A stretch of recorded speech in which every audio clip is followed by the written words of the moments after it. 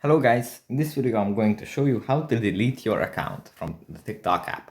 But before that, don't forget to subscribe and leave a comment down below, because at 10,000 subscribers I'm going to show you my whole YouTube revenue statistics and growth strategy. And you won't want to miss that. So without further ado, let's just jump right into it. First we have to open up the TikTok app.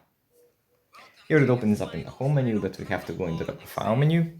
So I tap on that. Here in the top right corner, there are 3 lines. We tap on those and it opens up this little pop-up. Here we tap on settings and privacy. And from here at the top of the list, there is account. We tap on that. And here in this list at the bottom, there is deactivate or delete account. We tap on that. It loads, and here we can choose which one we want to do, either deactivate or delete. I'll show you how to delete. You tap on this.